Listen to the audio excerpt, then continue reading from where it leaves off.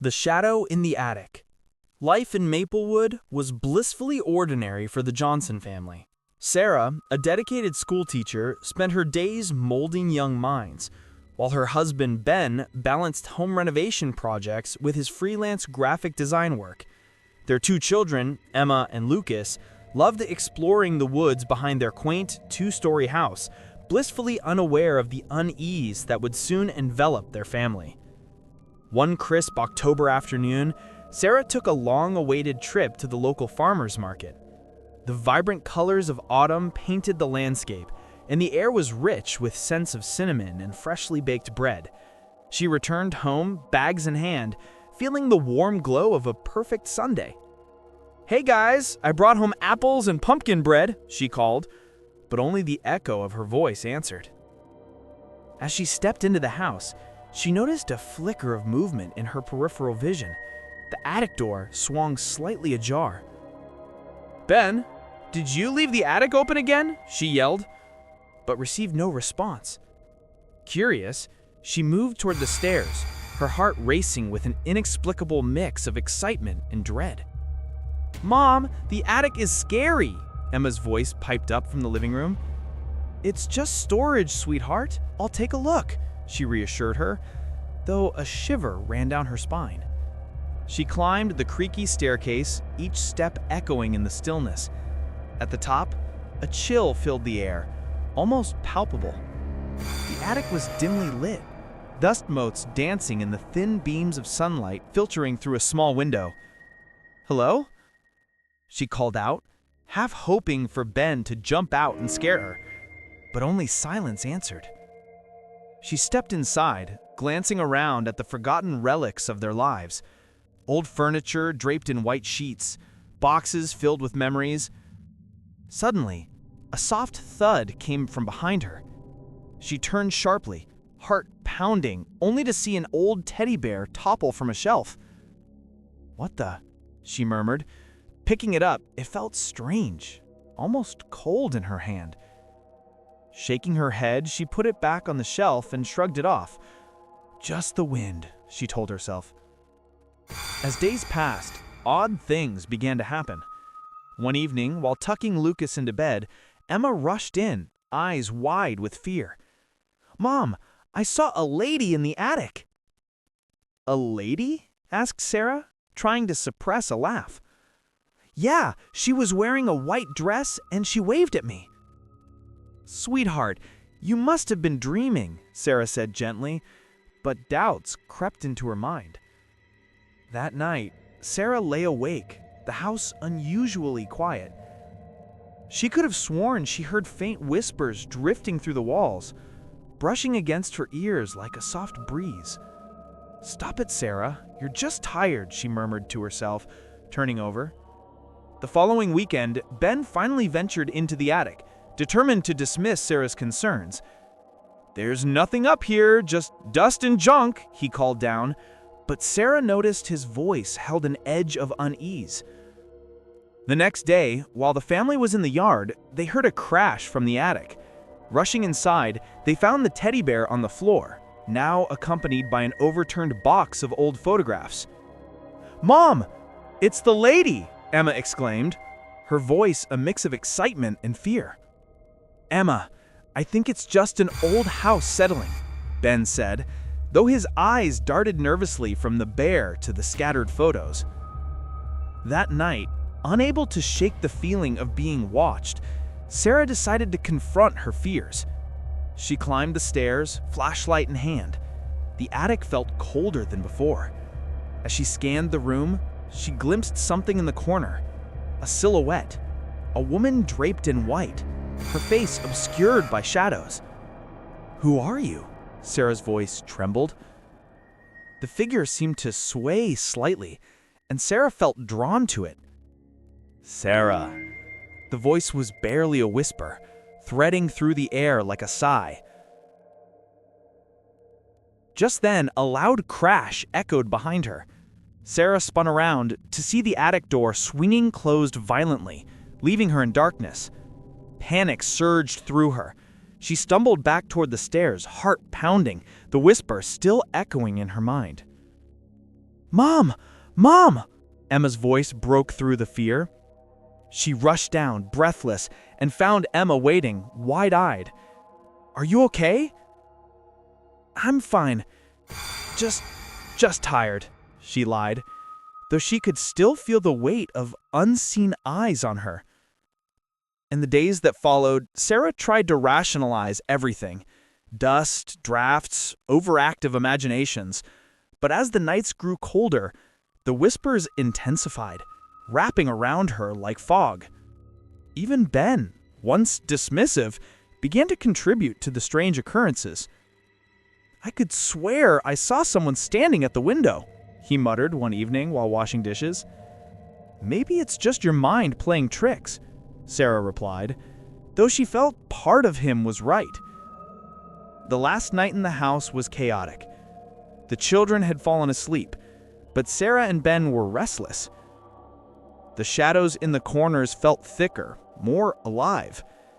Suddenly, Emma's soft voice echoed down the hall. "Mommy, the lady wants to play." Ben's face went pale. "What lady?" "The one in white," Emma whispered from her room, wide-eyed, as if seeing something they could not. "It's just a dream, sweetheart," she called back, but uncertainty laced her words. As they gathered their things to leave the house for good, Sarah took one last look at the attic door. It stood ajar, inviting, yet forbidding. The whispers lingered in the air, a haunting melody that blended with the rustling leaves outside. Had they imagined it all? Or was something truly watching them? As they drove away, Sarah glanced back one last time, the house fading from view. The chill of the unknown settled deep within her. The shadows in the attic remained, watching, waiting. Title: Whispers of Maplewood Lane. It was an ordinary Thursday when my family packed for a long weekend at Grandma's old house on Maplewood Lane. The house sat at the end of a narrow street, surrounded by towering oaks that seemed to watch over it like silent sentinels. I hadn't been back since childhood, and my memories were a blur of warmth and laughter, nestled under the flickering light of an old lamp. As we drove through familiar, winding roads, the sun dipped low, casting an amber hue over the landscape. My wife, Sarah, chatted excitedly about our plans: s'mores by the fire, board games, and maybe even a ghost story. I chuckled at her enthusiasm, though I remained skeptical about the tales surrounding Grandma's house. "Do you really think it's haunted?" I teased, glancing at our two kids, Emma and Jake, who were bouncing in their seats. "Of course!" Emma exclaimed. "I heard Grandma used to see ghosts." Jake rolled his eyes. "Ghosts aren't real, Em. They're just stories." As I parked the car in the gravel driveway, a shiver ran down my spine. The house loomed before us, its paint peeling and windows clouded with age, yet it felt oddly comforting. The scent of pine and damp earth filled the air, and as we stepped inside, I was enveloped by the familiar mustiness. The first night passed uneventfully. We settled into our rooms, the kids giggling as they shared stories. Sarah and I sat by the fireplace, sipping cocoa and discussing the next day's plans. But around midnight, a noise jolted me awake. It was a faint whispering, like leaves rustling against a window. I dismissed it as the wind and drifted back to sleep. The next morning, as I prepared breakfast, Sarah walked in with a puzzled look. "Did you move Grandma's rocking chair? It was facing the wall last night." I furrowed my brow. "No, I didn't touch it." Just then, Emma burst into the kitchen, eyes wide with excitement. "I saw a lady in white in the hallway last night. She was just standing there."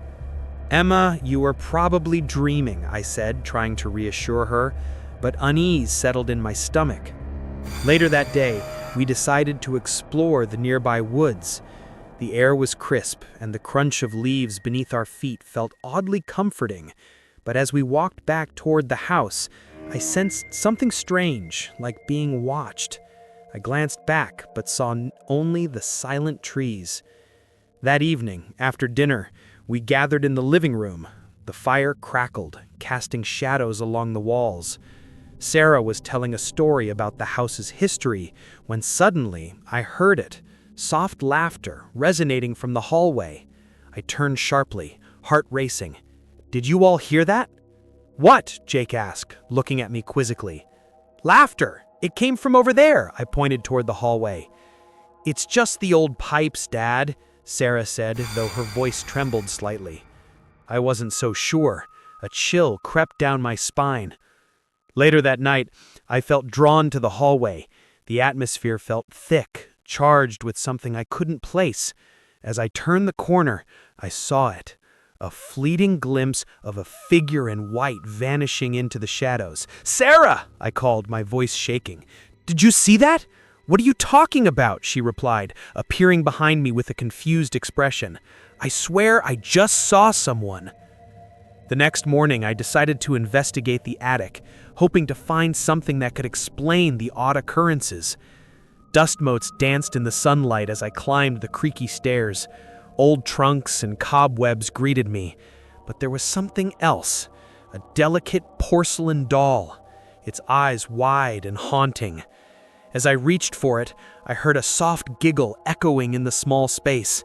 I froze, heart pounding. "Dad, are you okay?" Emma's voice came from below, tinged with concern. "I'm fine," I called back, but doubt crept in. I hurried down, feeling an unseen presence linger behind me. That night, as the wind howled outside, I lay awake, the unsettling atmosphere thick in the air. I could still hear whispers, but now they seemed to form words, teasing just out of reach. My mind raced as I replayed the weekend's events, questioning my own sanity. "Maybe we should leave," I murmured to Sarah in the dark. "Leave? Why?" she asked, her voice barely a whisper. I don't know. Something feels off." In a hushed tone, Emma spoke up from her room. "Can I sleep with you guys?" As the night dragged on, I heard the whispers again, louder this time, a chorus of voices beckoning from the hallway. I clutched the blanket around me, heart racing, uncertain if I should confront whatever it was or hide away. The kids were silent, as if sensing the change in atmosphere. When morning broke, the house felt different. The weight of the night had lifted, but the air still crackled with uncertainty. We packed up, leaving the house behind, but as I drove away, I glanced in the rearview mirror. There, in the attic window, stood the figure in white, watching us leave. "Did you see her?" Emma asked, her voice barely a whisper. I think so," I said, throat dry, but as I looked back again, the figure was gone. Was it a trick of the light? My imagination? I couldn't tell. The line between reality and the eerie unknown blurred, lingering in my mind like a whisper that refused to fade. We drove away from Maplewood Lane, but the question remained. What had we really witnessed? And was it all just in our heads? The title is The Whispers in Willow Creek. We were a close-knit family. My husband Tom, our 10-year-old daughter Lily, and I lived in a quaint house in Willow Creek, a small town in the Northwest. The locals often spoke fondly of our home, which had been a family residence since the early 1900s. It was our haven, filled with laughter and love, until the summer of 2022. It began with subtle changes. Kitchen chairs slightly displaced, faint laughter echoing down the hall when no one was there. I dismissed it as stress from work, or the challenge of balancing family and career. One humid evening, while preparing dinner, I heard a soft whisper, like a breeze. I turned to see Lily staring toward the living room, her eyes wide. "Did you hear that, Mom?" she asked, her voice barely a whisper. "Hear what, sweetie?" I replied, trying to hide my unease. "The lady. She said my name." "Probably just your imagination, honey. You know how it goes." I attempted to comfort her, but doubt hung in the air like a thick fog. As days turned to weeks, the whispers grew clearer, sometimes accompanied by soft footsteps. One night, while awake, I heard a voice call out, "Lily." My heart raced. I glanced toward her room, but she was sound asleep. I shook Tom awake. "Did you hear that?" I asked, fear creeping in. "Hear what?" he mumbled. "Someone called Lily's name." "It's probably just the wind. You're overthinking," he replied, rolling over. But I couldn't shake the feeling that something was amiss. The next day I confided in Mrs. Henderson, a neighbor who had lived nearby for decades. "This house has seen much life," she said, her voice raspy yet warm. "Sometimes they don't leave right away." I chuckled nervously. "You don't believe in that, do you?" "Oh, I know. If you listen closely, sometimes they just want to be remembered." That night, as we sat on the couch, I couldn't shake her words. Suddenly, the lights flickered and the TV shut off. Tom sighed, getting up to check the circuit breaker. "Everything looks fine," he said, brow furrowing.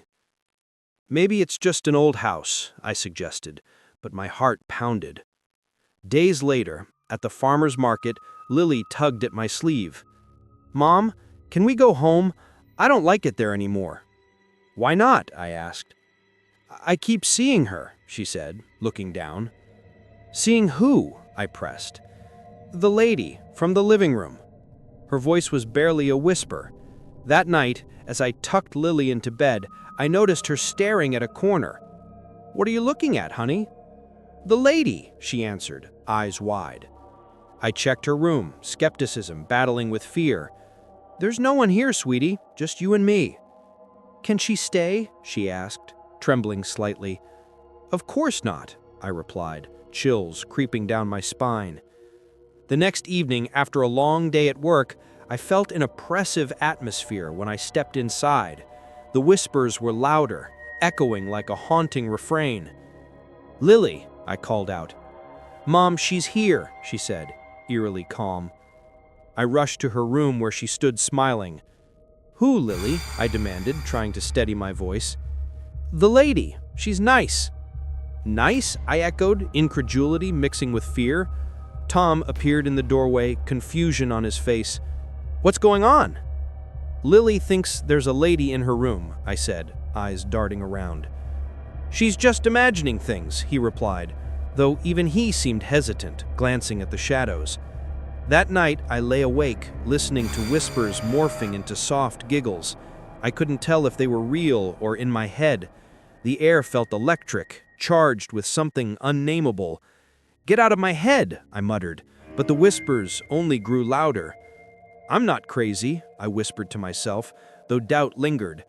The next morning, I woke to find Lily's drawing paper scattered across the living room, vibrant crayon drawings of a woman with long hair and a gentle smile. "Who is this, Lily?" I asked, throat dry. "Her name is Grace," she said, matter-of-factly. "She wants to play." A chill crept up my spine. "No more playing with Grace, okay?" "But she's my friend," she protested. "Lily, please," I said, trying to keep my voice steady. "I don't want you to talk to her anymore." That evening, I turned to Tom. "We might need to do something about this. It's getting out of hand." "What do you want me to do? Call a priest?" he replied with a chuckle, though there was seriousness in his tone. "Maybe we should," I whispered, heart racing. As the sun dipped below the horizon, a shadow flickered at the corner of my eye. I turned, and for a brief moment, I saw her. The lady, standing just beyond the doorway, serene. I blinked, and she was gone. "Did you see that?" I gasped, looking at Tom. "What?" he asked, finally looking up. "Never mind," I murmured, heart sinking. Though life continued, the whispers never fully faded. They ebbed and flowed with the seasons, sometimes comforting, sometimes unsettling. Tom dismissed them as my imagination, while Lily spoke of Grace as if she were real. As for me, I remained caught between skepticism and belief, forever haunted by that fleeting glimpse. Was she real? A figment of my imagination? Or something more? I could never be sure. and that uncertainty settled like dust on my heart, unanswered and ever-present. Whispers in the walls. It was supposed to be a simple family trip to the old cabin in the woods, a weekend away from the hustle of life in New Jersey. My wife, Sarah, and our 2 kids, Ben and Lily, were eager to unwind and explore the outdoors. The cabin, a relic from my grandfather's time, held fond memories: family gatherings, lazy afternoons, and the gentle creaking of wooden floors. As we settled in, the sun dipped below the horizon, casting long shadows through the pine trees. The air smelled of damp earth and wood smoke from the fireplace. "Dad, can we go on a night hike?" Ben asked, eyes wide with excitement. "Maybe tomorrow," I replied, chuckling. "It's getting late and the woods can be spooky at night." That evening, after dinner, we gathered around the fireplace. The crackling flames danced, casting shadows on the walls. Sarah suggested a board game, but the kids were restless, whispering about ghost stories they'd heard. "Ghosts aren't real," I said dismissively, though I remembered the tales my grandfather spun about this very cabin, the ghost of a young girl who once lived here, her laughter echoing in the night. Later, as I got ready for bed, I heard soft, melodic laughter drifting through the hallway. I rationalized it as a figment of my imagination, or the wind. Just as I was about to dismiss it, Ben's voice broke the silence. "Did you hear that, Dad?" he whispered, eyes wide. I nodded slowly, trying to appear calm. "Just the wind, buddy. Let's sleep." Yet sleep eluded me, and I lay in bed, listening intently. The next morning, I found the living room in disarray. Chairs were rearranged, and the board game was scattered. "Did you guys have fun last night?" I asked, trying to sound casual. "No, Dad," Lily said, her brow furrowed. "We were in bed the whole time." A chill ran down my spine, but I brushed it off. Kids often have vivid imaginations, I told myself. The day passed with more hiking and exploration, but the unease lingered. As twilight fell, we gathered around the fire again. This time, Sarah and I exchanged worried glances when we heard it again, a soft giggle, followed by faint footsteps skittering across the floor. Ben and Lily froze, eyes locked on the hallway shadow. "Mom, Dad, there's something in there!" Ben exclaimed. "Just the wind," I insisted, though my heart raced. The laughter escalated, echoing down the corridor. It had a childlike quality, innocent yet unsettling. "Maybe we should leave," Sarah suggested, her voice trembling. "Let's just stay together," I tried to sound reassuring, but the air felt heavy with unspoken fears. That night, I decided to investigate. Armed with a flashlight, I crept down the hallway, the beam flickering over peeling wallpaper. The laughter returned, louder, almost playful. I felt a chill creep up my spine. "Hello?" I called hesitantly. The laughter stopped abruptly, leaving an eerie silence. I turned back, but something caught my eye. A faint figure, a blur of white, darted past the doorway. I froze, breath caught in my throat. "Did you see that?" I whispered. The next morning, I confronted Sarah. "I think something is going on here," I admitted, trying to keep my voice steady. "I saw something last night." "Maybe it's just our imagination," she replied, dismissing it. But Ben chimed in, "But Dad, I heard the laughter too." His eyes reflected a mix of fear and excitement. "Kids will hear anything," she said softly, but her tremor betrayed her. That afternoon, we ventured to a nearby lake, trying to shake off the strange occurrences. Yet I couldn't shake the feeling that something was watching us. As we sat by the water, the wind picked up, sending ripples across the surface. I heard the laughter again, echoing from the woods. Soft and enticing. "Stay here," I told the kids, my heart pounding as I followed the sound. I ventured into the thicket, the air growing colder and the laughter fading. "Hello?" I called, but only silence answered. When I returned, the kids seemed oddly calm, sitting on the shore. "What were you doing?" Lily asked, gaze fixed on a point behind me. Just, checking things out," I said, but Ben's stare felt like a warning. That night, I was determined to confront whatever was haunting us. As the children slept, I stood watch by the fireplace, tense and alert. Hours passed, and just as I was about to doze off, I heard the giggling again, clearer than ever. "Show yourself," I shouted, my voice echoing. In response, the laughter turned into a cacophony, voices filling the air. The lights flickered, and I felt a cold breeze swirl around me. I glimpsed the figure again, whispers of white, flitting just out of reach. Panic gripped me, but I couldn't look away. "Are you here to hurt us?" I stammered. The laughter stopped, replaced by a gentle sigh, as though the walls were breathing. In that moment, I felt both terror and inexplicable sadness. I lowered my flashlight, and the figure flickered closer, its presence overwhelming yet strangely comforting. But just as quickly, it vanished, leaving me in oppressive silence.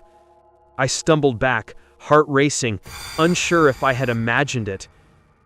In the morning, I tried to explain it to Sarah, but she shook her head.